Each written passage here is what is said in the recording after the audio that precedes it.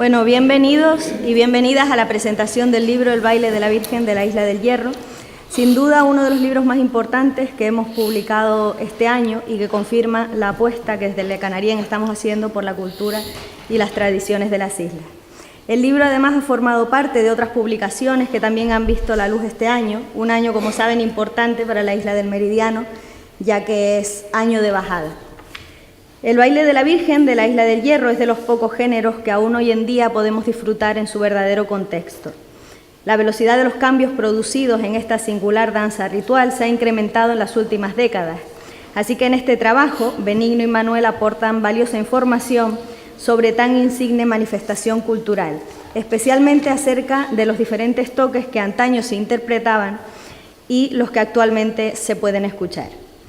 Sin más preámbulos, les dejo ya con los autores, don Manuel Lorenzo Perera y Benigno Padrón Méndez, así como también con don Martín Falcón, que nos acompaña en el día de hoy. Pertenece a la Asociación Cultural Martín Rodríguez, que también acaba de publicar el libro Cultura y Lenguaje del Bucio en Canarias. Y finalmente cerrará el acto el señor alcalde, don Francisco Linares. Les dejo con ello. Bien, muy buenas tardes a todos y a todas, sin excepción alguna. Bueno, en primer lugar, agradecer al Ayuntamiento de La Orotava y principalmente a la figura de su alcalde, don Francisco Linares García, el detalle que han tenido permitiéndonos presentar aquí estos dos libros que están relacionados con la cultura tradicional. Uno de ellos, Cultura y Lenguaje del Bucio en Canarias, y la gente me lo ha dicho, dice, pero ¿cómo es posible escribir un libro sobre el bucio? Pues sí, el libro tiene 80 páginas y se puede ampliar. Fue trabajado en la editorial Le Canarien y el libro fue publicado por la Asociación Cultural Martín Rodríguez de San Juan de la Rambla, porque es bueno que nos conozcamos los colectivos de La Orotava, del puerto, con los de la Rambla.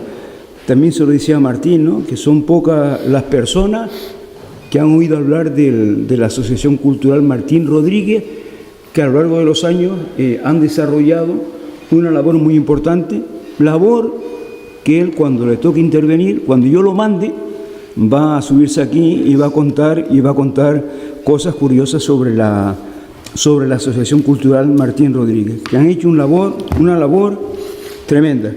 Y el segundo libro, que es el baile de la Virgen de la Isla del Hierro, que tiene un subtítulo precioso: Gran patrimonio cultural conservado por verdaderos maestros de la tierra. Y aquí en la fotografía aparecen varios maestros de la tierra y coloreado, porque es el personaje principal del libro, quien fue nuestro maestro en la Facultad de Educación, don Gregorio Padrón y Padrón, con el cual convivimos pues un montón de tiempo.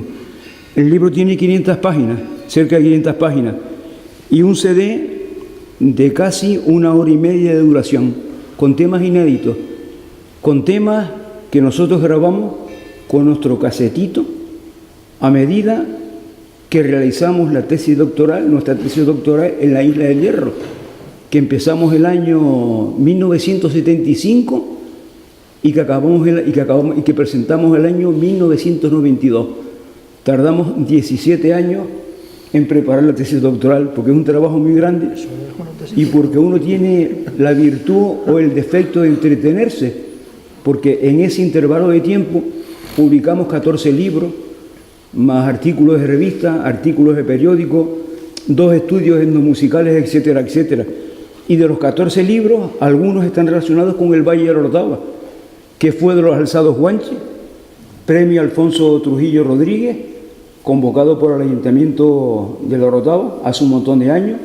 Otro libro, Los cochineros de Cobal Alto, que también está muy imbricado con la realidad del valle. Luego otro libro, La tradición oral en Canarias. Hay 2 apartados tremendos en la tradición oral en Canarias. 3 apartados. Uno, la cultura del junco, centrado en el barrio de la Florida. Otro, las paveras y codo de los trigos, que venían vendiendo pavos por Navidad, 25, 50, 100 pavos. Algunas venían a la Orotava, al Puerto de la Cruz, a la Laguna, Santa Cruz. Y eso empezamos a desarrollarlo porque mi madre, cuando éramos chiquitos en casa, nos hablaba de las paveras que venían por las Navidades y que paraban en la plaza de San Francisco. Y otro apartado de ese libro, La tradición oral en Canarias, que también está relacionado con el Valle de la Orotava, es el que tiene por título Los Neveros, que era la gente, casi todos de camino de Chasna, que iban al Teide, que iban a las cañadas a buscar nieve, a buscar hielo. El hielo se usaba como refrescante y también para curar determinadas dolencias. Si cuando alguien padecía de la cabeza o del estómago, el médico les decía que se pusieran una bolsita de hielo. Entonces, esa fue la razón por la cual tardamos tanto tiempo, ¿no? La extensión del trabajo y después porque nosotros nos entretenemos. A veces aparecía alguna cosa que nos gustaba, dejaba la tesis porque no teníamos ninguna obligación de urgencia y empezamos con el nuevo tema que habíamos visto, ¿no? Esos son los dos libros que vamos a presentar, libros muy bonitos, muy curiosos. También hemos dicho que el investigador debe tener dos valores, ¿no? La curiosidad y la observación. Y no solo el investigador, sino que también a los chicos en los colegios, a los universitarios, hay que encauzarlos por el mundo de la curiosidad y de la observación. Yo le preguntaba a mis alumnos en clase, ¿en qué calle vive? En la calle Tamarco. ¿Y qué significa Tamarco? No tenían ni la más remota idea. ¿En qué calle vive? En la calle Calvario. ¿Eso qué es? Tampoco lo sabían. ¿En qué calle vive? En la calle Juan Betancur Alfonso. ¿Quién fue Juan Betancur Alfonso? Tampoco lo sabían. O en la calle Juan Álvarez Delgado, tampoco.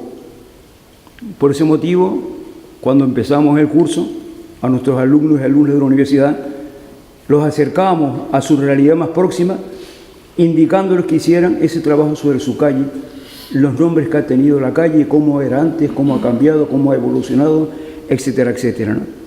Entonces el investigador debe tener esos dos valores, curiosidad y observación. Y a los escolares y a los universitarios también hay que encauzarlos por esa vía, ¿no? Curiosidad y observación en el buen sentido de la palabra. Y saco este relucir porque hace un par de semanas, estando en Mercadona, en uno de los Mercadonas de Icó, había dos de sus trabajadores intercambiando una conversación y uno le decía al otro, ¿tú sabes cuál es el mejor batería del mundo? Y el otro se quedó medio pasmado, ¿no? Sí, pues el mejor batería del mundo es el del grupo Maná, que en los últimos meses ha roto 5 baquetas, casi nada, ¿no? El mejor batería. Y le decía al otro, pues yo toco en una orquesta y toco la trompeta y tal, ¿no? Entonces esa conversación me hizo recordar lo que aconteció hace algunos años cuando asistimos con el grupo folclórico de la Facultad de Educación al Memorial Nanino Díaz Cutillas, que tuvo lugar en el Teatro Pérez Galdós, ¿no? Se celebró allí, no me acuerdo del año, ¿no? Sé que fue hace unos cuantos años. Nuestra actuación fue muy bonita, porque nosotros somos muy respetuosos con el folclore. Somos un grupo folclórico tradicional, respetuosos con la tradición. Tenemos muy en cuenta el legado de las personas mayores. Y cuando acabamos la actuación, vino a ver con nosotros un señor de Gran Canaria, director del grupo de la aldea San Nicolás, con las manos en la cabeza. ¿Y saben qué me dijo? Dice, menos mal que todavía quedamos 5 locos. Eso me lo dijo, ¿no? Efectivamente, ¿no? Efectivamente, las personas que conocemos y defendemos la cultura tradicional somos muy pocos, ¿no? La cultura tradicional en el buen sentido de la palabra. Y cuando hablamos de la cultura tradicional, recordar que está presente en todos los pueblos de Canarias, en los pueblos grandes, medianos y chicos.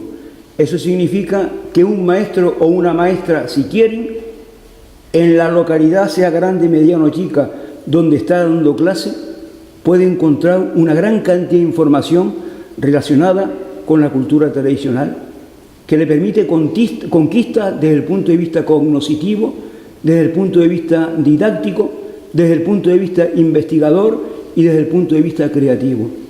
Por otra parte, la cultura tradicional es la que más nos identifica y diferencia como pueblo. La cultura tradicional es la herencia de nuestros mayores. Yo le preguntaba a mis alumnos, ¿y quiénes son nuestros mayores? Y patinaban. Y les decía, no, los mayores son todas las personas que han vivido en Canarias desde el tiempo de los viejos guanchis hasta la actualidad. Esos son nuestros mayores, nuestros antepasados. Y a pesar de todo lo que hemos dicho, de las cosas bonitas que hemos dicho, la cultura tradicional sigue constituyendo el apartado más olvidado, menospreciado y desconocido del panorama cultural canario. Hay que realzarla porque es nuestra herencia cultural, es lo que hemos recibido, ¿no? Los dos libros que presentamos hoy están relacionados con dos ciencias que se dedican a estudiar a la cultura tradicional. Esas ciencias son la etnografía y el folclore musical. Y yo también le preguntaba a mis alumnos, ¿y qué es la etnografía y qué es el folclore musical? Patinaban. No hay curiosidad por conocer bien las cosas, ¿no? No se coge el diccionario, no se mira donde sea, más hoy con todo lo internet, no lo sabían, ¿no? Y si hacemos una rueda de preguntas por ahí, seguro que muchos de los presentes no saben lo que es la etnografía y lo que es el folclore musical. La etnografía es una ciencia descriptiva. La etnografía se dedica a describir los hechos de la cultura tradicional. Y el folclore musical es la ciencia que estudia los cantos, los bailes y la música de los pueblos. Pero no la música escrita. Me estoy refiriendo a la música oral, porque la música oral es más antigua que la música escrita. La historia oral es más antigua que la historia escrita. La literatura oral es más antigua que la historia escrita. Y por suerte, todas esas formas persisten en Canarias. Las formas orales y las formas escritas. ¿Qué significa música oral? Que a lo mejor la gente del conservatorio dicen vamos a afinar por el sol o por el mi. Pero los músicos populares tienen otro tipo de nomenclatura. Dicen vamos a tocar por el tendido, o vamos a tocar por el cruzado, o vamos a tocar las folías del 9. Y siempre hemos dicho que la música oral hay que meterla de lleno, porque eso es una joya cultural que tenemos en Canarias, que ha pervivido en Canarias, no es una machangada. Y los grupos folclóricos deberían volverse de los pentagramas, realzar lo otro, ¿no? La música oral, una forma milenaria de hacer música. Entonces, la música oral debería introducirse en las escuelas de música y en todos los conservatorios. Entonces, nuestros libros están relacionados esencialmente con esas dos ciencias. Y ahora vamos a presentar El baile de la Virgen de la Isla del Hierro, que es un libro que hemos escrito Benigno Padrón Méndez y quien les habla. Y este libro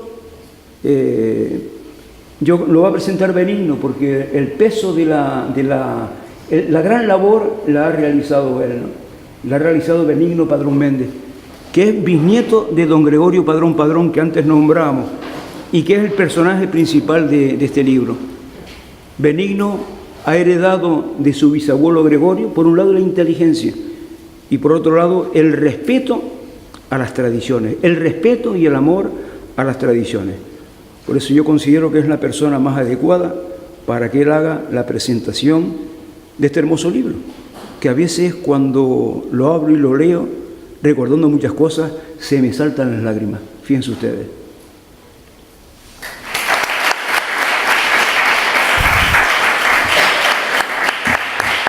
Buenas tardes, noches a todos. También yo quiero sumarme a las palabras de Manolo, ¿no? Agradeciendo al señor alcalde, a las personas de aquí del ayuntamiento, pues que tengan a bien organizar este tipo de cosas, que como vemos a veces no somos muchos. Manolo también tiene una frase para eso, ¿no? Somos los que somos, ni más ni menos, ¿no? Y en ese sentido estoy de acuerdo con él en eso, ¿no? Que aunque somos poquitos, pues también estos pequeños foros pues nos permiten intercambiar ideas, pues hablar de algunos trabajos que estamos publicando y en definitiva hablar de lo nuestro, ¿no? De nuestras tradiciones, la cultura tradicional, estos temas que son un poquito minoritarios en general, ¿no? Entonces yo en las otras presentaciones, también hay veces que ha venido otra persona para presentar concretamente cada libro, a veces hemos hablado nosotros mismos. Intento que el protagonismo sea de la gente que viene, un poco de ser yo lo más breve posible, que tengan una idea un poco de lo que va el trabajo y luego la mayor parte del tiempo dedicarla a intercambiar, ¿no? Que ustedes hagan las preguntas, lo que les interese saber y entre Manolo y yo pues responderles lo que sepamos, ¿no? El libro, como dice el título, es el baile de la Virgen de la Isla del Hierro. Ese es el nombre que tiene la danza de camino, la danza ritual de camino que acompaña pues, las procesiones, normalmente de carácter religioso, en las fiestas, ¿no? Supongo que aquí, también conozco a algunas personas, pero no todos los que están presentes, supongo que conocen un poco de lo que estamos hablando, por lo menos tienen una idea, ¿no?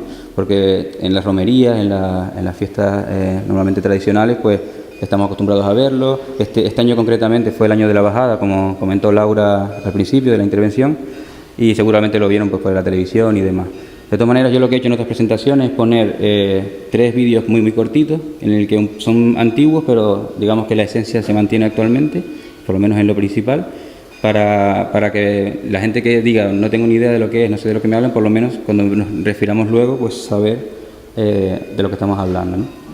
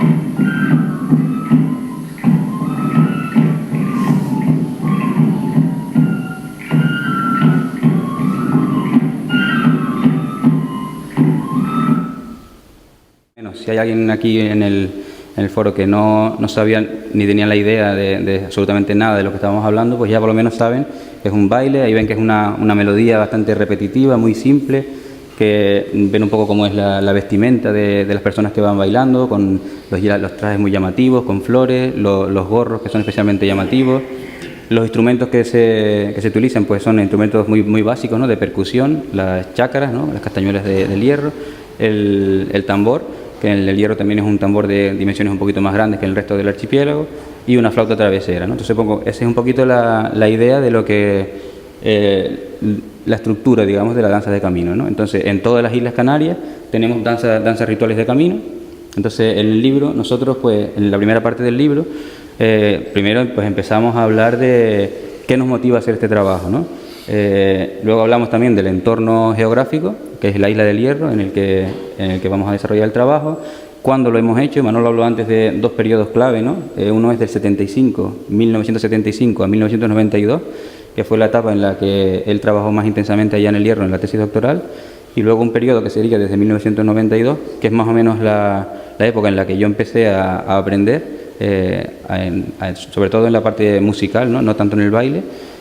hasta la actualidad, ¿no? Entonces esos son los dos periodos que abarca la investigación, la metodología que hemos utilizado, el agradecimiento, que básicamente es, como decía Manolo, a las personas mayores a las que les hemos ido a lo largo de los años preguntando y recogiendo la información, lo que conocían, grabando las cosas que interpretaban. Y bueno, esa es un poco la primera parte. Aquí me quiero centrar un poquito en la motivación del trabajo. En este caso, el libro, como Manolo ya antes dijo algunos detalles, pues la persona que más información da es mi bisabuelo, don Gregorio, es mi bisabuelo por línea paterna, al que él conoció en los años 70 en El Hierro. Yo nací en el 81, entonces quiere decir que Manolo conoce a mi familia desde bastante antes de yo nacer, ¿no? Él ha mantenido siempre un vínculo tanto con mi abuelo, con mi padre, con todos los temas que él ha estado trabajando allá en El Hierro.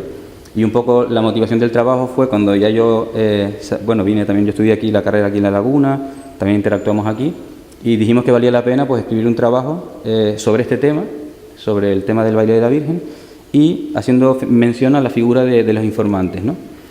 Siempre desde el principio hemos pensado que es injusto hacer mención a una sola persona, ¿no? Siempre hacemos un homenaje a un señor mayor, a una señora mayor, alguna autoridad, siempre pues se tiende a personalizar porque es como lo más sencillo, pero a veces nos olvidamos de que detrás de estas tradiciones hay un montón de personas que nadie conoce, que colaboran en el día a día, en las fiestas, para que todo salga bien y pasan, digamos, en un segundo plano, ¿no? Entonces, en este caso hay muchísimas personas, no solo en El Hierro, sino en todos los pueblos, ¿no? Y también danzas rituales como esta también hay en Tenerife, con el Tajaraste o en La Gomera, con su baile también de allí. Entonces, digamos que este libro es de alguna manera universal en ese sentido, ¿no? Tomamos el ejemplo del Hierro y tomamos la figura de uno de los informantes, pero queremos un poco homenajear a todas esas personas que desinteresadamente se preocupan por conservar sus tradiciones, y al hablar también de la danza de camino también queremos un poco incentivar que en cada uno de los pueblos también la gente joven y no tan joven, y también desde el punto de vista de las autoridades, ¿no?, las áreas de cultura y demás, también que se preocupen por investigar sus propias tradiciones, ¿no? Esto es un ejemplo de una danza de camino y una persona, pero estamos convencidos de que es algo universal en ese sentido, ¿no?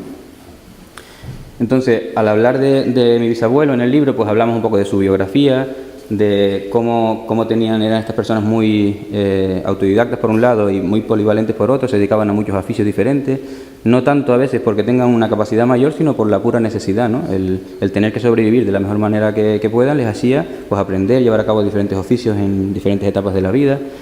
También hablamos de cuando él emigra a Venezuela, eso es algo común prácticamente aquí. Seguramente hacemos un par de preguntas y todo el mundo tiene un familiar que estuvo en Cuba, Venezuela, Argentina. Entonces también hablamos de esa etapa. Luego hablamos también un poco de los géneros que él, digamos, interpretaba, ¿no? No era solo tocador de la flauta en el baile de la Virgen, sino que también participaba en los cantos de trabajo y demás. Entonces en ese apartado, en esa primera parte del libro, hacemos un recorrido por ese tipo de géneros folclóricos, ¿no? Y también con la misma intención, ¿no? Con la intención de un poco decir, oye, pues mi bisabuelo pues también fue a Cuba. Y a lo mejor alguien pues se pone a investigar y mira las fechas en las que fue, a lo que se dedicó. O mi bisabuelo también cantaba esto, o mi abuelo, mi padre. Es un poco decir el ejemplo de nuestro caso, pero también haciendo siempre, cada vez que tenemos oportunidad en el trabajo, hacemos esa mención de esto es una cosa universal, no es solo en este caso, ¿no? Y luego ya la segunda parte del libro está centrada específicamente en la danza ritual, a la que nos aproximamos desde diferentes puntos de vista. Empezamos por ponerla un poco en el contexto de las danzas rituales de Canarias, como decía antes, un poco qué la hace diferente y qué similitudes presenta respecto a otras danzas rituales. Luego, en realidad, todo el mundo, aunque en El Hierro también se utiliza la danza ritual para otras festividades más locales, todo el mundo, sobre todo de fuera de la isla, la reconoce por el tema de la bajada de la Virgen, ¿no? Que es cada 4 años, que tiene una proyección un poquito más, se extralimita un poco más de los límites insulares, y por eso la gente también la conoce más. Entonces hacemos también un poco mención a la historia, ¿no? De dónde viene la bajada de la Virgen, que es una tradición que viene desde hace más de 2 siglos, cómo se inició, cómo se estructura y demás, ¿no? Luego hablamos en detalle de la propia danza de camino, cómo se organiza, la vestimenta de las personas que participan, etcétera. Y luego ya pasamos a una segunda parte, en este apartado dedicado exclusivamente al baile de la Virgen, que es ya un poco más técnico, ¿no? Manolo habló antes también de un CD que acompaña el libro. Ese CD tiene grabaciones tanto antiguas como más recientes, y lo que intentamos es aproximar a las personas que se interesen en este tema al detalle de lo que estamos escuchando. Normalmente cuando uno los ve en las romerías, los grupos del Hierro o en la propia bajada de la Virgen, es un tema muy monótono, muy repetitivo, y parece como que es algo en extremo simple, y lo es musicalmente hablando, pero también presenta una serie de variantes, que es lo que llamamos aquí toques. Entonces vamos uno por uno viendo los diferentes toques que existen, hacemos una transcripción musical y aportamos también una grabación, ¿no? Que está claro que en estas cosas musicales lo que más aporta es la parte de oírlo, ¿no? Por mucho que lo intentes explicar, lo mejor siempre es oírlo. Y luego también es una herramienta para las personas que están más interesadas y que tienen más conocimientos, pues también desde el punto de vista musical tenemos las transcripciones, ¿no? Las partituras. Y también hacemos mención a algo que la gente también desde fuera a veces desconoce, que es que en El Hierro, a pesar de ser una isla tan pequeñita, cada pueblo, digamos, mantiene su propia variabilidad.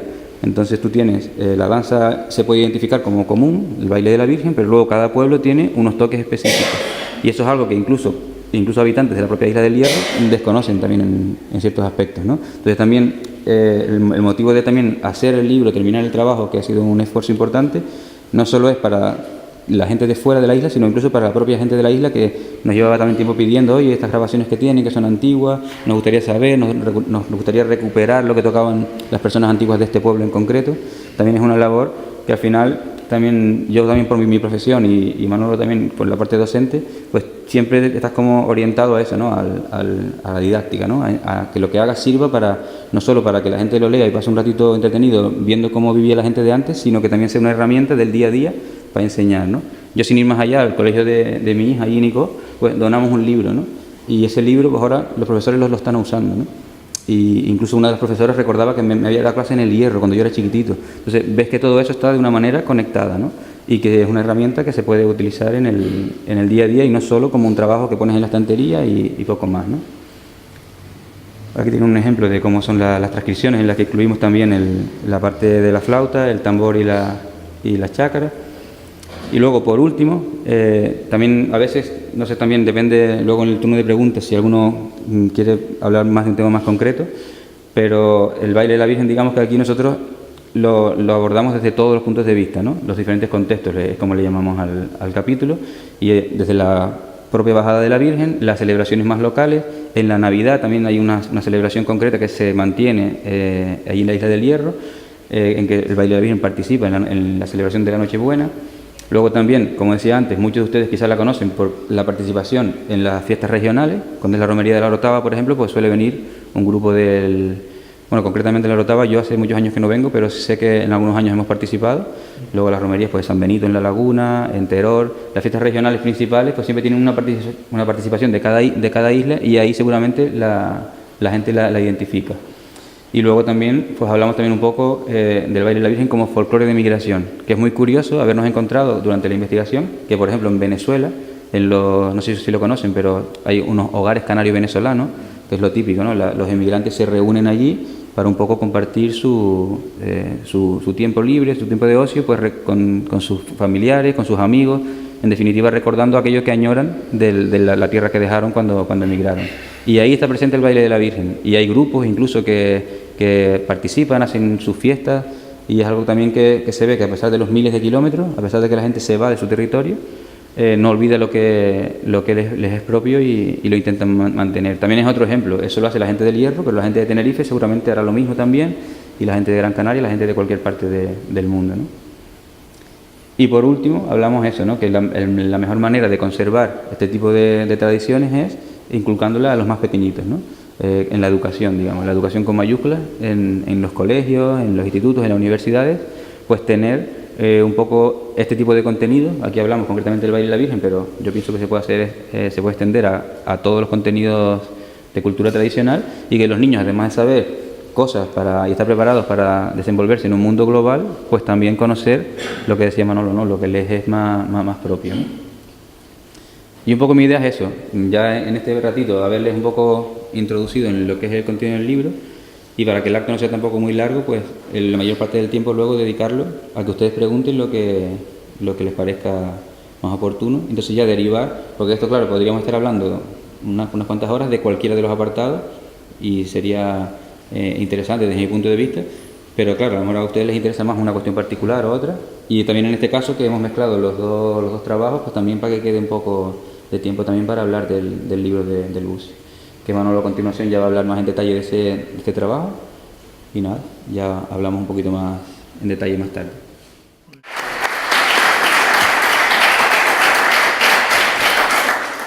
Bien, toca hablar un poco ahora sobre el libro Cultura y Lenguaje del Bucio en Canarias, que antes decíamos que ha sido editado por la Asociación Cultural Martín Rodríguez de San Juan de la Rambla.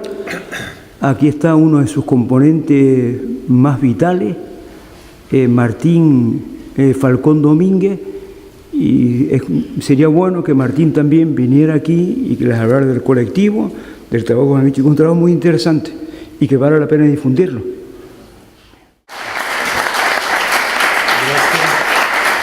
Gracias. Decir que la Asociación Cultural Martín Rodríguez surgió por la necesidad que veíamos hace ya 24 años, que fue cuando se constituyó oficialmente, de la preservación, conservación, divulgación del patrimonio histórico-artístico monumental de San Juan de la Rambla, que estaba como en vías de cierta desidia, cierto olvido, y entonces nos propusimos hacer lo que se pudiera, ¿no? Y entre las muchas cosas que en este tiempo se han ido haciendo, además de tareas de divulgación de rutas guiadas, etcétera, restauración de bienes básicamente del patrimonio religioso, entramos también en el tema de la publicación de libros. Y todo este tipo de tareas empezó con un investigador de aquí de la Orotava, don Manuel Rodríguez Mesa, que en colaboración con Manuel Allosa Moreno publicó el primer libro sobre San Juan de la Rambla, que tenía un contenido más de tipo religioso, pero que nos hizo ver en aquel momento, año 1986, la riqueza que teníamos y que pues pasaba un poco desapercibida. Entonces, a raíz de ahí se han publicado una docena de libros que hacen referencia directa o indirectamente al pueblo de San Juan de la Rambla en su conjunto y la comarca. Y el último que hemos patrocinado, o los últimos fueron presentados en el mes de junio pasado, que es Con la fuerza de las olas, de una iniciativa que tuvieron unos rambleros en la época de la posguerra civil española, cuando no había combustible, de cómo aprovechar la fuerza de las olas, de la fuerza del mar, para elevar el agua de tantas fuentes que estaban junto al barranco de Ruiz en concreto y ser aprovechadas para riego. Y el otro fue el libro de la cultura y el lenguaje del bucio en Canarias, que Manolo ya sabíamos con conversaciones de tiempo atrás que tenía bastante material elaborado de sus visitas a las distintas islas y cómo eso había que darle de alguna manera difusión. Entonces nosotros aprovechamos que hace 9 años, o hizo concretamente en la víspera de San Juan Bautista, el 23 de junio pasado, hacía la 9ª edición de una cosa que se introduce en el pueblo sin tener tradición allí, que es el resonar del bucio. Y entonces hay una persona que es natural de Ico de los Vinos, que se llama Ricardo González, que entendió que esa tradición que en algún pueblo tenían un cierto arraigo de distintas maneras, allí por la orografía del lugar, aquella ladera de Risco de Mazapé, en la noche de víspera de San Juan, mientras en otros lugares hacen hogueras y hacen otras cosas, allí podíamos hacer también, como si dijéramos, rendir tributo al fuego y al mismo tiempo al bucio, donde la gente iba haciendo resonar, bajando para abajo, y luego ya en la plaza pues la fiesta del encuentro, diríamos, el jolgorio y demás. Pero faltaba la parte, diríamos, utilitaria, no la parte más festiva, folclórica, y la parte utilitaria está recogida en el libro de Manolo y este hombre, Ricardo González, en los carteles que cada año imprime para difusión, pues nos ha dicho, mira, es que cuando el pinochero iba al monte a coger pinocho y no habían relojes ni había nada para ponerse de acuerdo, uno llevaba el bucio y los convocaba, recojan ya, dejen las podonas, los rastrillos y vengan que ya nos vamos. O por ejemplo, cuando las dulas de agua estaban regando en la finca, decía, mira, cuando suene el bucio yo te echo el agua y cuando tú me lo hagas sonar, quita el agua que ya he terminado el riego. O cuando venía la persona, por ejemplo, del pescador, para que la pescadera, que era la mujer que le estaba esperando, le sonaba el bucio, y si sonaba el bucio es que había traído pesca para que trajera la barca para ir a la cabeza pregonando al pescado fresco por el lugar, ¿no? ¿Verdad? Y más cosas, que cada año un cartelito diferente. Bueno, pues entonces, entre la docena de libros de las cuales algunos están agotados, pues este sería, como si dijéramos, el último que hemos publicado. En este caso nosotros hacemos el costear en la imprenta, que fue Le Canarien quien nos lo imprimió, Y como son ediciones limitadas, porque pensamos que el público al cual accede esto, y cada vez la gente joven lo tenemos comprobado, pues lee menos, va menos a librerías y demás, pues bueno, hacemos tiradas pequeñas, 200 ejemplares en concreto, para ver si con la venta de él recuperamos y podemos seguir cada año sacando algún librito nuevo que tengan que ver con la historia, tradiciones, porque ahora mismo tenemos dos en perspectiva, que es la historia de nuestra banda de música, que cumplió hace 2 años 150 años de las bandas más antiguas de la isla de Tenerife, y luego una miscelánea que es recuperar aspectos destacados de la historia, sobre todo del siglo XX, en la primera mitad, que están publicados en prensa, en artículos sueltos, en un librito. Eso sería un poco nuestro trabajo como asociación cultural. Que claro, uno se ve ya a mi edad, digo, a 71 años todavía por ahí de arriero, llevando libritos para que esto se divulgue y demás, y haciendo el sacrificio, en fin, porque no hay relevo generacional para que se esté no lo encontramos, para que estén también empujando desde detrás para sacar esto adelante. Pero bueno, no importa, creo que el esfuerzo merece la pena. Y yo, en este caso, en nombre de la Asociación Martín Rodríguez, que el nombre le viene porque el primer arrendatario de tierras que hubo en la zona a principios del siglo XVI era un portugués, de esos que vinieron aquí, que arrendó terrenos a los conquistadores o a Hernando del Hoyo, y se considera como el padre fundador del pueblo de San Juan de la Rambla, en la orilla del naciente del barranco de la Chaurera, cuando era San Juan del Malpaís, que así se llamaba inicialmente el pueblo. Gracias, Manolo, por tu colaboración y yo por el tiempo. ¿No? El librito quedó muy curioso, muy bonito. También 80 páginas, pero uno también lo abraza, ¿no? Y hasta lo besa, ¿no? Y seguir. Hay más datos por ahí que están esperando que la gente se anime, y yo pienso que pronto sacaremos una segunda edición, porque en este libro, al final, casi al final, hay una página en la que invitamos a todo el mundo a que añada cosas, recomendación. Dice, en esta página puedes incluir otras utilidades y aspectos que conozcas sobre el bucio. La cultura canaria te lo agradecerá. Y yo, buenamente, ya he añadido 2 cosas. Y a Amílcar Fariña, que está aquí, a Amílcar Fariña Costa, él también, su madre, le contó un relato, una anécdota, que también la tenemos ya recogida, y cuando pronto sacaremos la segunda edición, ampliadita, porque este es un tema que le gusta a la gente, ¿no? Yo del libro, destacar en primer lugar la dedicatoria. Y en primer lugar, el libro está dedicado a un amigo nuestro, a un gran amigo nuestro, fallecido, que se llamaba José Manuel González Rodríguez, Mel, que era de aquí, de la Orotava, y que a lo mejor mucha gente no lo conoce, porque a Messi, por ejemplo, todo el mundo lo conoce. A Pepe el Papa Frita también todo el mundo lo conoce, pero la auténtica gente de Valía no solemos conocerlos, ¿no? Porque no son presumidos, gente sencilla, gente del pueblo, ¿no? Como José Manuel. ¿Sí? Estábamos terminando el libro en Le Canarien y vino un amigo nuestro, historiador, que también es amigo de José Manuel, y me dijo, ¿sabes quién se murió? Y dije, pues no, dice, pues se murió José Manuel. Entonces yo hablé con Sebensui, el director de Le Canarien, y le dije, quiero dedicar el libro a José Manuel Villero, como la mayor parte de las personas que estamos aquí. Estudió en el Colegio de San Tomás de Aquino, y su profesor de matemáticas fue don José Esteves Méndez, que fue gobernador civil en Valladolid. Y fíjense lo que valía José Manuel, que a veces José Manuel, con su dulzura, corregía a don José Esteves Méndez y le hacía ver que estaba equivocado. Y don José lo asumía perfectamente. Estuvo en el Japón, becado, eso me lo contó él a mí. Y yo creo que él incluso, con mucha probabilidad, aprendió japonés.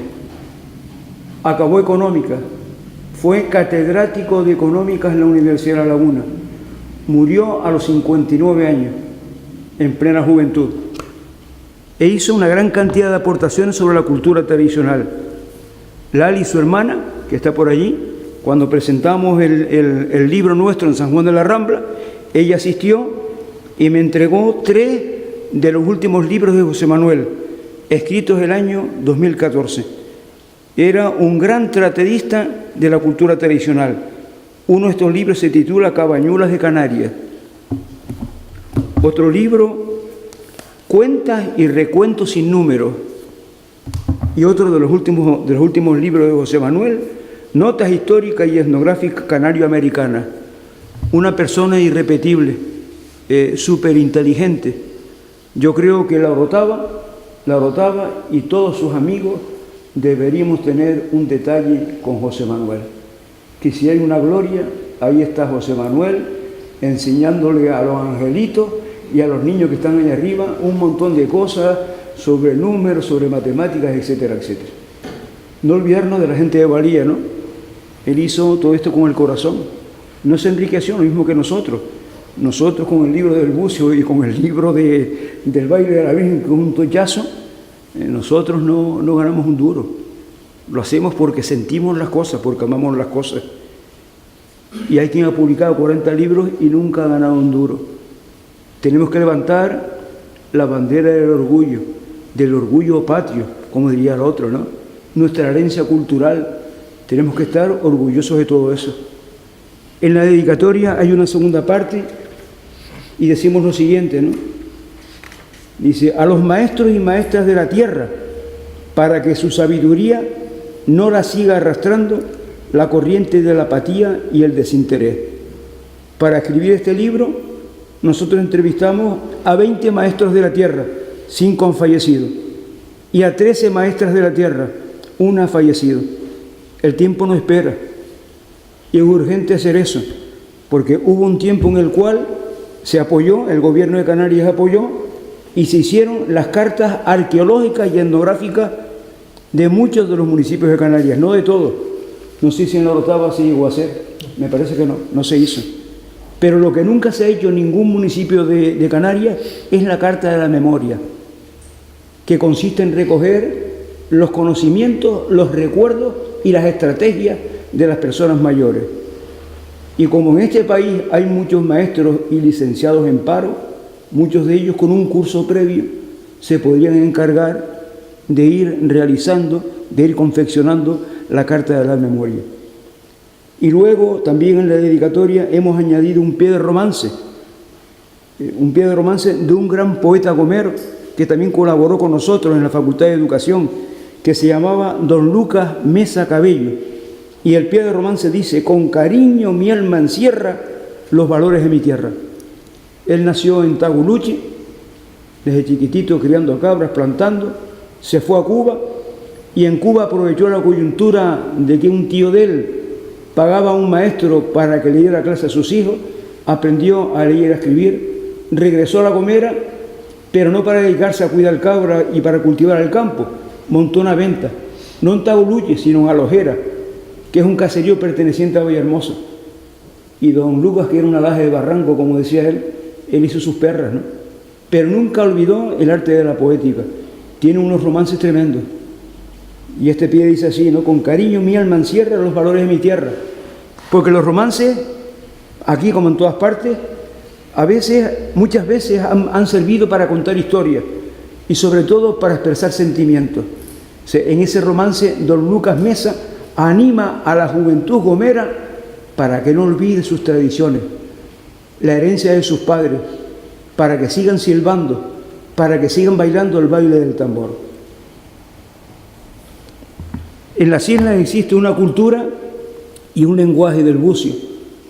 Al lenguaje del bucio se le llama lenguaje buceado y es una forma de lenguaje inmemorial. Pero aparte del lenguaje del bucio, en Canarias encontramos otras formas de lenguaje, no orales ni escritas, que son también milenarias, que tienen miles de años de antigüedad. El lenguaje silbado, el lenguaje de la fogalera, el lenguaje de los majanos, el lenguaje conocido como jujiar, otro conocido como tocar la huira, el lenguaje de los ajides, los gritos. También la gente se comunicaba a través de los ajides. El término más común para llamar a este instrumento es bucio.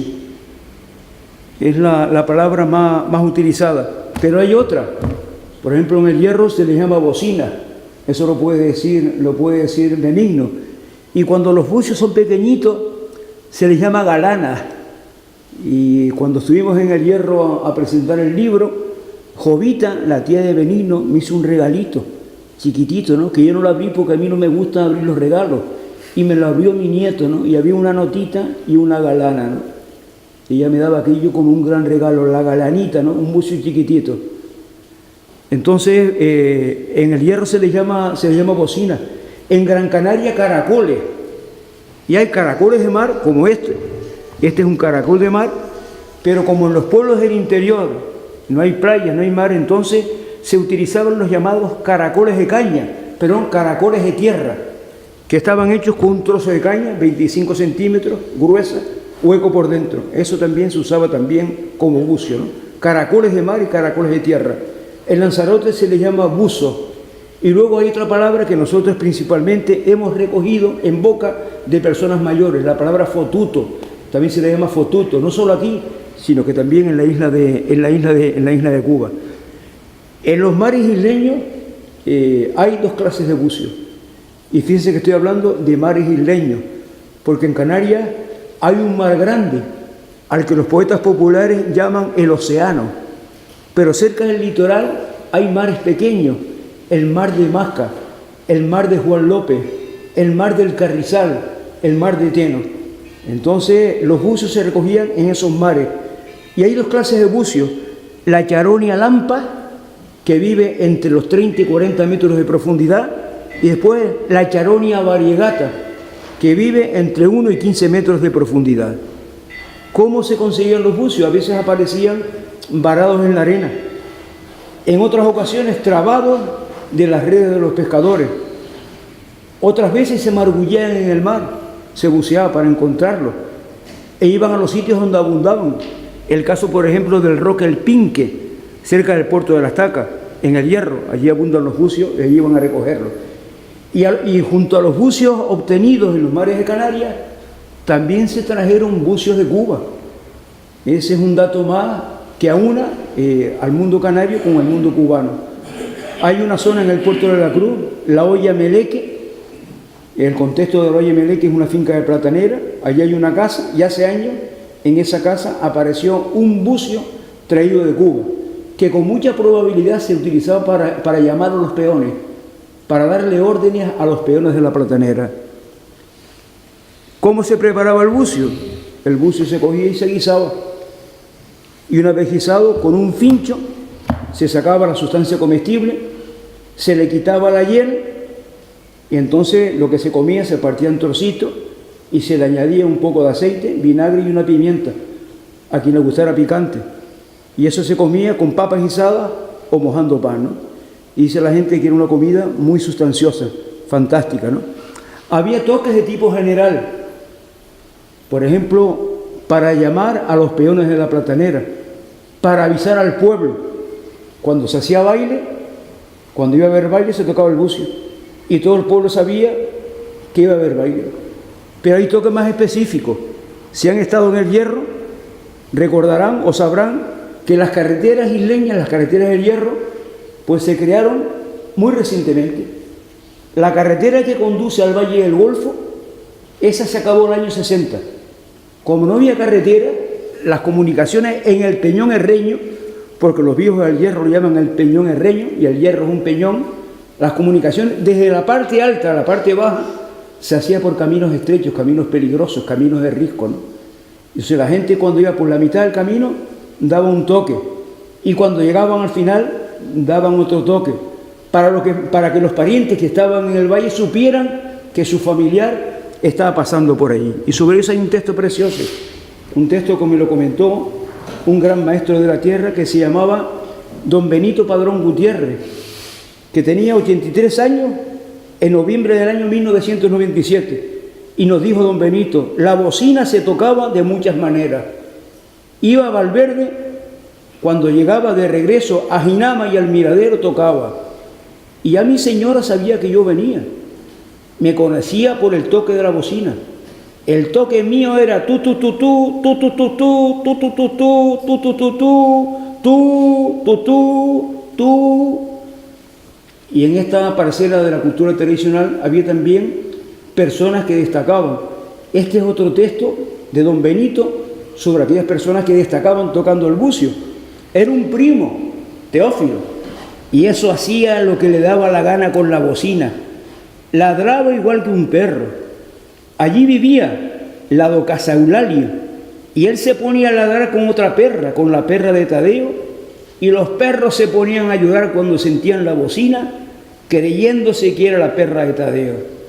Cada vez que llegaba al pico del Deviso, tocaba la bocina por los pasitos, iba a palpinar, y cuando llegó a las dos hermanas en la cumbre, se acordó que no la tocó y viró para abajo. De arriba, que son como 2 o 3 kilómetros, a tocar la bocina para volver para arriba. En el mundo del bucio es un apartado curioso lo concerniente a las utilidades. En Canarias no hay un instrumento que haya tenido tantos usos como el bucio. Nosotros hemos contabilizado 31 usos. Los bucios a veces, los toques de bucio están relacionados con la economía, con las manifestaciones económicas, agricultura, ganadería, apicultura, recolección, cacería, actividad comercial, etcétera, etcétera. Otras veces los toques están relacionados con formas de la vida cotidiana, con momentos de la vida cotidiana. Les voy a poner 2 ejemplos. René Bernot, que estuvo en Canarias a finales del siglo XIX, él comenta que cuando transitaba de noche por la parte del Pinar se oyó una bocina y eso era para convocar a la gente al baile.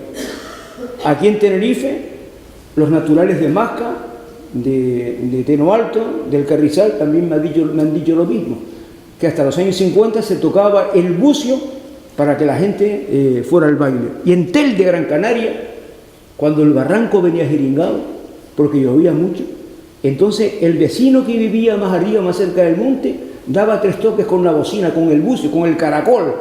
Tú, tú, tú. Y después gritaba ¡barranco! Y el que vivía a continuación hacía lo mismo. Y el que vivía un poco más abajo lo mismo. Y de esa manera la crecida del barranco se comunicaba y alertaba a los vecinos que vivían en el casco histórico. Los bucios también guardan relación con el control social, los usos del bucio. Y sobre eso sabe mucho Gregorio, que después también voy a contarles lo que él me contó hace un tiempo, ¿no? Voy a poner su ejemplo y otro más, ¿no? Alusivos al Valle de la Orotava. Y después también el bucio se tocaba en momentos festivos. Por ejemplo, cuando se enterraba la sardina, porque antes se sacaba una sardina machanguesca, un machango, no como la de hoy, que cuesta una partida de pesetas, como decía mi abuelo Norberto, ¿no? Antes no costaba nada, porque era un machango, relleno con paja, con fajina, y vestido con ropas viejas, ¿no? Y se paseaba encima de un macho cabrío, encima de un burro, a la pera de alguien, ¿no? Pues uno de los instrumentos que iba con la comitiva era el bucio. Iban cantando, la sardina se murió, pu, pu, y la fueron a enterrar, pu, pu, 25 palanquines, pu, pu, un cura y un sacristán, pu, pu. Y luego también en las hogueras de San Juan, para llamar la atención de la divinidad, se lanzaban aguijides y se tocaba el bucio, ¿no? Así que también el bucio está relacionado con momentos festivos. Y voy a poner 2 ejemplos referentes al Valle de la Orotava. En las grandes fincas había uno o más bucios y el encargado era el que se encargaba de tocarlo. Y cuando él no quería o no sabía, entonces esa labor se la encomendaba a otro peón. Y se daban 2 toques, tú, tempranito, para que la gente empezara a trabajar. A las 12 para que fueran a comer. A la 1 para que se integraran al trabajo. Y a las 7 de la tarde para despedir. Y a mí alguien me dijo, no, el que sabe de bucio es Gregorio, el presidente de la hermandad de San Isidro Labrador, ¿no? Y Gregorio, yo hablé con él y me dijo, no, el bucio. Dice, eso, cuando había una mujer de mala fama, le tocaban los bucios, ¿no? Sobre todo era una norma social, una forma de crítica social dirigida principalmente contra las mujeres, porque también se denunciaba en esa forma de crítica social a los ladrones, que eso en el mundo campesino es muy feo, ¿no? La gente que roba. También se denunciaba a los presuntos criminales, Y también a los viejos que se casaban, porque estaba mal mirado que los viejos se casaran. Y lo mismo ocurre en la manada de cabras y en la manada de ovejas. Ya cuando el macho cabrío o el carnero tienen 3 años lo quitan, porque si no la raza se afloja, ¿no? Pues también en la manada humana estaba mal visto que los viejos se casaran. Entonces cuando yo hablé con Gregorio, él me lo dijo, ¿no? Esa forma de crítica en el Hierro se le llama malgareo, en el Amparo reparto de carne, porque se hacía mayormente cuando se moría un burro y lo repartían. En otros lugares lloros, porque los que participaban hacían como que lloraban. En otros sitios encerradas, porque se tocaban los encerros. En Gran Canaria y en Fuerteventura caracoladas, porque se tocaban también los caracoles, ¿no? Y los agentes principales de esa práctica de crítica social eran los jóvenes, la juventud. Los jóvenes del pueblo y otros pueblos. Cuando la crítica era fuerte, porque era a lo mejor una mujer que tenía mucha mala fama, venían también los jóvenes de otras poblaciones. Y todos criticaban. Se colocaban en 2 picos, picos con alta resonancia, unos en un lado y otros en otro, ¿no? Primero se tocaba el bucio para que la gente supiera que iba a haber reparto, ¿no? Y luego, durante su transcurso, también se tocaba el bucio, aquí y acá. Y para afinar la voz, para no ser reconocidos, comían pimientas piconas, los que participaban en el malgareo, ¿no? En esta práctica social. A veces la denuncia era en prosa, y decían, por ejemplo, ¿qué le daremos a Francisco? Y decían del otro lado, le daremos una costilla al burro para que haga una podona y siga robando hierba. ¿Qué le daremos a Mariquita? Del otro lado, le daremos la lengua al burro para que hable claro. Otro, ¿qué le daremos a Juanita? Del otro sitio, le daremos la pinga al burro, que es lo que le hace falta. ¿Qué le daremos al señor alcalde? Le daremos el rabo al burro para que haga un bastón de mando. La crítica en prosa y otras veces en verso. En el Amparo, casi siempre el reparto de la carne era en verso. Y en el Hierro alguna que otra vez también se hizo en verso. Por ejemplo, cuando se casó un señor mayor con una joven que era muy guapa, ¿no? Entonces, de un sitio decían, te casaste con el viejo por la moneda, porque el viejo se va y ella se queda. Y del otro sitio, te casaste con el viejo por hartarte de reír. Le pusiste la cama en alto y no podía subir. Tocando los encerros y demás. Esa práctica acabó un tiempo de la Guerra Civil Española, después de la Guerra Civil Española. Y con ello terminó la Guardia Civil, ¿no? Porque era una cosa muy fuerte, ¿no? Muy fuerte, muy dura, y por eso se dejó hacer. Pero a veces los parientes respondían. Y como decía el bisabuelo de Benigno, una frase que él siempre decía, la verdad en bocas ajenas duele mucho. Entonces los parientes de la persona criticada salían corriendo detrás de los malgareadores. También a la Guardia Civil, ¿no? Lo cierto es que en tiempos de la guerra eso se acabó, ¿no? Y eso fue también lo que me contó el amigo Gregorio sobre eso, ¿no?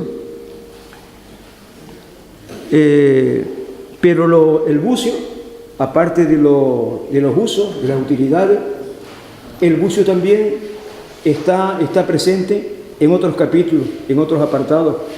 Por ejemplo, hay anécdotas relacionadas con el bucio. Hay dichos relacionados con el bucio. ¿Se acuerdan? Dice que decía, te mando un estampido en el tronco del bucio que vas a ver, coño. El tronco del bucio es el pabellón de la oreja. Y la forma del canal auditivo recuerda lo que es un bucio, porque es estrechito, ¿no? Hay también apodos. En el Hierro, el que tenía una voz contundente, lo llamaban el bocina. Mira tú el bocina ese.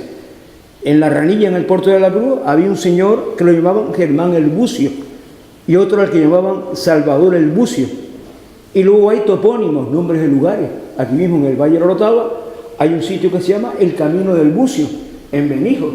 Y en Bebedero Alto hay una galería que se llama la Galería del Bucio, ¿no? Pero esos topónimos relacionados con la voz bucio son bastante frecuentes, ¿no? Bastante comunes. Baile de la Virgen y toques de bucio, ¿no? Podríamos desarrollar mucho más el tema. Lo de los toques de bucio acabó por el tiempo, por los años 50, Por los años 50 ya los bucios perdieron casi su razón de ser. ¿Por qué motivo? Porque mejoraron los medios de comunicación, las carreteras, los vehículos, el teléfono, etcétera, etcétera, ¿no? Y el uso del bucio fue a menos.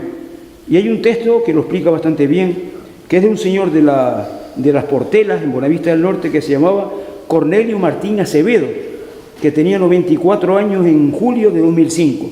Y él nos dijo: después de la guerra, poco se celebraron los carnavales. Ya después de la guerra vino la miseria. Para los carnavales era todo divertido, había mucha gente. Después de la guerra vino el malestar. Nos fuimos para el extranjero, de cada casa uno.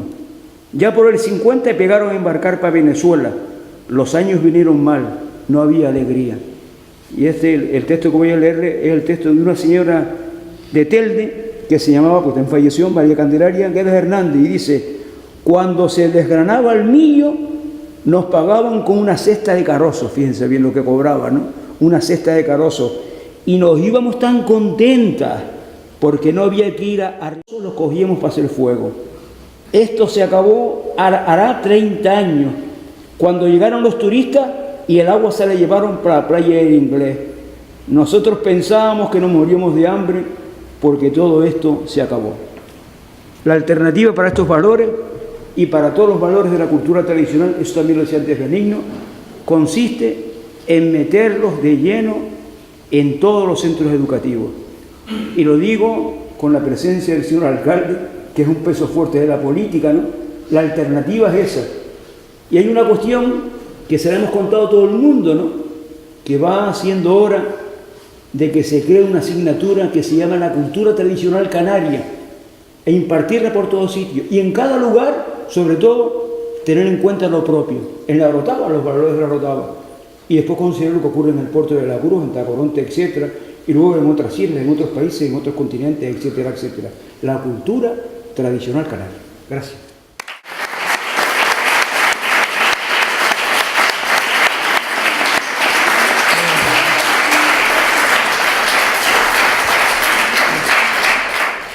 Creo que lo más importante, dicho está. Primero, dar las gracias a los que han hecho posible que todos los libros estén hoy aquí. Uno de 80 páginas y otro de 500 páginas. Pero en los tiempos en los que estamos, leer es complicado, editar es mucho más complejo todavía. Por lo tanto, yo que tengo la suerte de cada año asistir a una veintena de actos como este, hay que seguir trabajando y en una lucha continua porque la gente rescate otra vez el buen hábito de que lea. Bueno, con respecto a lo que hemos ido aquí hablando y lo que han planteado ustedes, los que me conocen desde hace tiempo saben que tengo una pelea desde hace mucho tiempo para que los proyectos curriculares, los diseños curriculares de los centros escolares aumente de una forma importante la coyuntura, la historia y los contenidos canarios.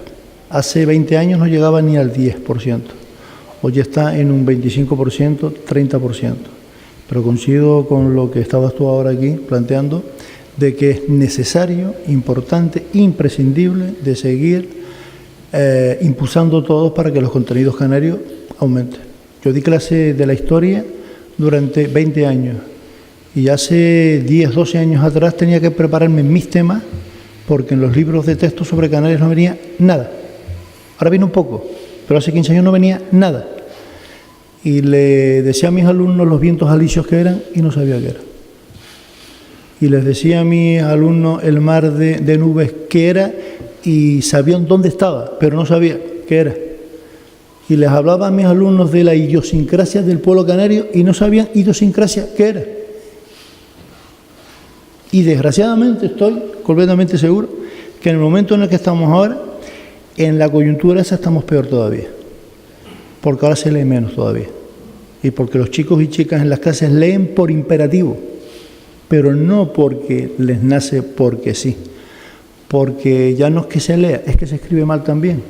Porque se escribe como se escribe en el WhatsApp de los móviles, que es un lenguaje que nadie sabe su origen cuál es. Yo no sé ustedes, pero a mí algunas veces me llegan algunos y le tengo que mandar otra vez. Si no te importa, escríbemelo en un idioma que yo entienda, porque no sé qué es lo que tienes escrito. Por lo tanto, estos 2 libros, que por supuesto, como siempre digo y siempre cumplo, nosotros queremos comprar un mínimo de 25 de cada uno de ellos, porque le mandamos a cada centro escolar uno. Lo hacemos siempre. Cada centro escolar siempre tiene uno. Y por supuesto, alguno más para que en las bibliotecas públicas nuestras también tengamos uno. Desgraciadamente no estamos en época de consulta de libros, estamos en época de consulta de Google. Pero eso no quiere decir que no sigamos fomentando la lectura escrita, que los autores nos sigan escribiendo y que por suerte tengamos editoriales que sigan haciendo apuestas arriesgadas como esta, que no son fáciles. Lo más fácil es no hacerlo. Encima, pues, bueno, como Manolo antes dijo, el escritor es el autor, el creativo, el que impulsa, el que genera la obra. Y muchas veces no se le premia ni siquiera mínimamente el esfuerzo, que es muy importante, de investigación, de trabajo de campo que hay que hacer para que un libro salga fuera. Por lo tanto, para nosotros es un orgullo esta noche en este salón noble, en este salón público, pues tener esta presentación de estos 2 libros. Espero que no sea el último, pero sabiendo Manolo como es, pues que es una fuente, una fuente donde centrifuga constantemente y donde de una forma constante hace una apuesta por la cultura acá, por la cultura nuestra canaria. Este ayuntamiento y la corporación, por supuesto, está en disposición de prestarles ayuda en todo lo que nosotros siempre podamos. Por lo tanto, felicitaciones y muchas gracias por todo este trabajo y recuperación de la memoria histórica.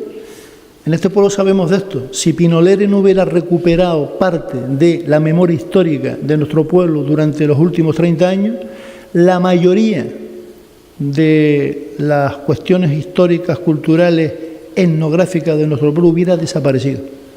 Porque la gente se acaba. La memoria histórica se acaba cuando no queda escrita, porque nuestra vida empieza y acaba. Es muy importante. Agradecer también, lógicamente, que existan todavía colectivos como el que tienen ustedes. En la Rambla todavía existen algunos, que aunque, como Manolo dice, un señor se le acercó y le dijo, menos mal que quedan algunos locos, no se olviden que el loco más grande del mundo fue el Quijote, y la mayoría de las cosas que dijo eran verdades como templo. Buenas noches, muchas gracias a todos.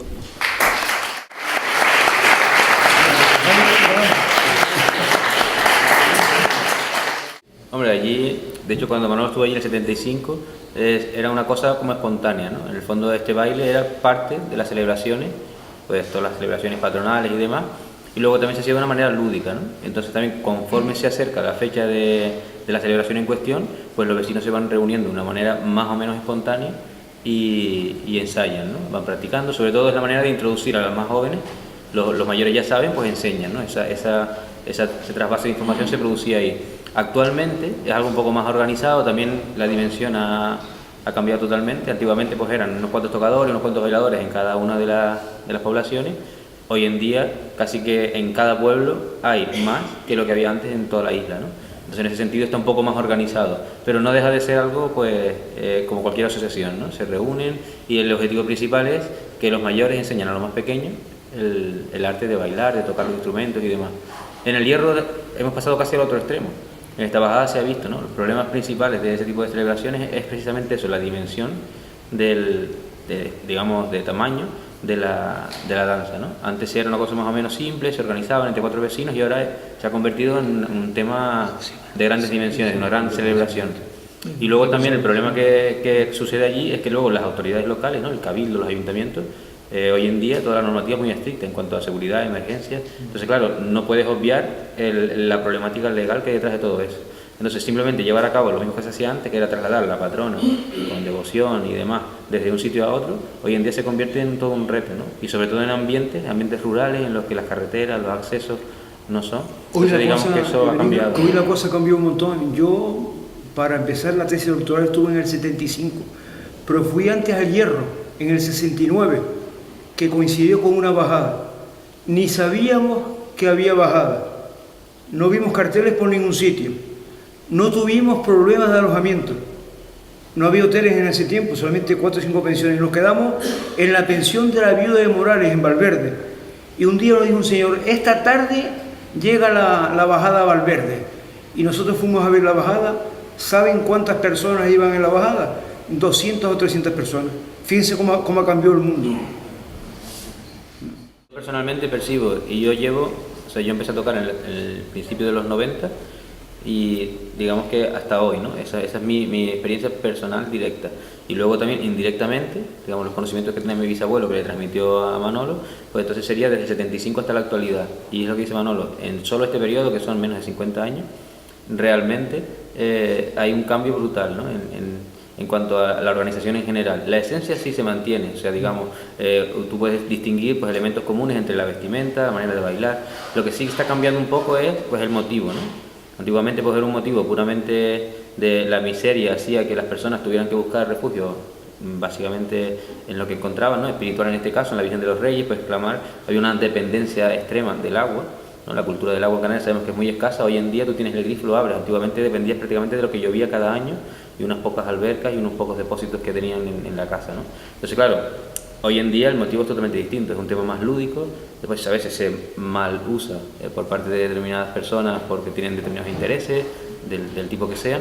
Entonces, claro, todo eso ha hecho que aumente la complejidad.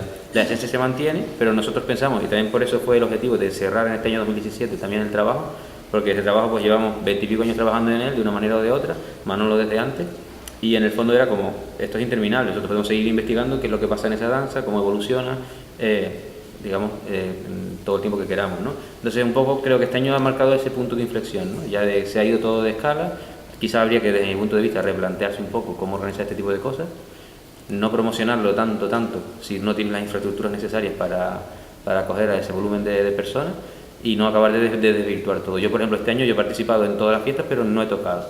O sea, no me sentía cómodo en medio de ese espectáculo, la televisión. O sea, me parecía que ya no nos estaba respetando lo que nosotros aprendimos. Yo lo hice todo desde fuera, participé como un romero más. Y también es una manera también de verlo desde fuera, no ser parte de ninguno de los actores principales.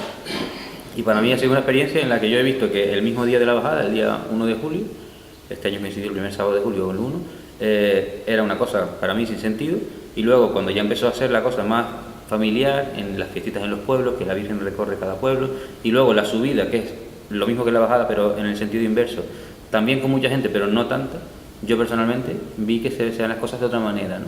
Y las personas ya estaban como más tranquilas, se respetaba lo que era el motivo último de la celebración, y quizá para mí ahí está el reto, ¿no? Que se mantenga, que se divulgue, pero también que se respete lo mínimo para que dure mucho más. Todo esto hay que ver que estamos jugando con un patrimonio que heredamos nosotros, que en nuestras manos está conservarlo, mantenerlo tal cual lo heredamos, y en este caso concreto, desde 1741 tenemos constancia de que se hace lo que se está haciendo actualmente. Para mí sería una pena que ahora, que tenemos todos los medios, que tenemos todas las tecnologías, que sabemos todo, lo echemos a perder por algún error que quizás estamos a tiempo todavía de corregirlo. No es fácil, porque al final también muchas veces en el hierro se critica eso, ¿no? ¿Por qué hace falta tanta burocracia? Es que la burocracia no se la inventa, se lo impone la ley. Tú no puedes concentrar en un sitio a 30.000, 40.000 personas sin crear un plan de emergencia. Entonces todo eso realmente la sociedad ha ido avanzando sin tener en cuenta cómo ha cambiado todo, ¿no? Pero vamos, lo que tiene que ver con la danza, lo que yo creo que aporta más este trabajo es eso, por lo menos saber cómo se hacía, no sabemos antes, pero sí por lo menos en el 75 tenemos pruebas hasta sonoras, fotos y demás. Eso está ahí, es un trabajo que hemos hecho, y que nuestra intención es eso, que si por desgracia esto va por el mal camino y se acaba desvirtuando, por lo menos en algún momento tener un documento al que se pueda, porque es lo que decía Francisco antes, ¿no? Que estas cosas, cuando se muere la persona mayor del pueblo que lo lleva a cabo, ahí no hay nada que hacer. Entonces, eso hay que tenerlo en cuenta. Es duro afrontar la muerte de las personas, pero es que somos seres vivos. Y en algún momento esa persona, que es la que conoce la cuestión, fallece, y si no hemos hecho el ejercicio de hablar con ella, de preguntarle, perdemos esa información. Eso es lo bonito, lo fuerte de la cultura tradicional, pero también es lo malo, ¿no? Que hay que estar siempre prestando la atención y cuidando. Hombre, aquí tú piensas, la danza es pastoril, evidentemente pastoril. Mismo Manolo te explica que realmente la disposición de los bailarines es el rebaño de ovejas, ¿no? Intenta imitar esa misma estructura, ¿no? Y el pastor, en el fondo, es el que controla el rebaño de ovejas, ¿no? En este caso, sobre todo, eso ya es una cosa más personal mía, el que toca, el que va llevando los toques, los guíos de los bailarines, que son los que van primero, y la cola, que es los que van al final, son los que tienen la responsabilidad de organizar la manada, digamos, la manada humana en este caso. En las ovejas, pues también hay unas ovejas que tienen unas funciones dentro del rebaño, ¿no? Todo eso, quien lo conoce, quien lo hemos estudiado, nos hemos preocupado por preguntar cómo era, lo conocemos. Por desgracia muchas veces no se conoce. En el libro que ha pasado, que últimamente se ha dado un poco la figura del pastor, como un poco controlar, ¿no? Despejar el camino. Eso antiguamente era muy fácil de hacer, porque lo que dice Manolo, ha ido en 300, 400 personas en la comitiva. Pero si tú llegas a un sitio actualmente en el que hay 20 y pico mil personas, eso se hace pues de una manera más organizada. Y desde mi punto de vista es un error, pero se ha hecho así. Se ha intentado como adiestrar una especie de policía pastoril, que es la que se encarga un poco de apartar a la gente para que pase. Y eso es delicado porque depende de quién sea la persona que está haciendo esa labor. Si la hace, das un empujón, una palabra mal dicha, genera a veces cosas que son feas desde mi punto de vista, y eso ha pasado en las últimas ediciones. Al final, claro, tienes que hacerlo, tienes que abrir el espacio para que los bailarines pasen, pero una persona que llega allí, que por desgracia llega, personas que no saben ni dónde están, llegan allí porque les dijeron que había una fiesta, pero no se han preocupado. No digo que sea el error de esa persona, en parte sí, pero también en parte también de los que no la han informado. Se generan situaciones que yo digo, esto no tiene mucho sentido, y la solución es fácil, es que la persona sepa dónde está y que la persona que esté organizando también sea consciente de que es posible que haya visitantes que no conozcan eso y que estén en medio no porque quieran faltar el respeto, sino porque simplemente no conocen, ¿no? Esa labor en las romerías, ¿quién la hace? Pues poner unas vallas, la policía municipal, todo eso en el monte no se hace, pero se pretende hacer de la misma manera, y eso es lo que... Y las personas que como tú han visto una evolución, porque si llegas este año pues es lo único que has visto, pero si tienes una cierta perspectiva te das cuenta que aquello ha ido evolucionando muy rápido, y una fiesta que antes era una fiesta de un pueblo pequeño ahora es algo más masificado. ¿Han visto el cuadro de la matanza, no? Que se ve un guanche allí tocando el bucio, con el hastia en la mano y un conquistador en sus pies y demás, ¿no? Yo en esa cuestión no me aventuro y me llevo por las fuentes, ¿no? El único autor que habla de la presencia de bucio en tiempos guanches se llamaba Tomás Marín y Cuba, que vivió en el siglo XVII. Y sus textos están en ese librito. Lo que él cuenta de los bucios, que también los llama fotuto. Eso indica que también la palabra fotuto es bastante antigua, que estaba presente desde el siglo XVII. Es la única información. Pero ya sí, en época histórica, después de la conquista, los bucios aparecen por todas partes. Se vendían incluso en los grandes mercados de Tenerife y de Gran Canaria, ¿no? Ahora, lo de bucios en época preeuropea, eso hay que corroborarlo de una forma mucho más extensa, mucho más directa, y recurrir incluso a la excavación arqueológica, a ver si en los yacimientos arqueológicos se encuentran también bucios o restos de bucios, ¿no? Pero el único autor que los nombra para antes de la conquista es Marín y Cuba, el uno. Bueno, pues nada, muchas gracias a los autores, por supuesto también al Ayuntamiento de La Orotava, que siempre nos da su apoyo en nuestras publicaciones, y a todos ustedes por haber compartido con nosotros este ratito. Muchas gracias.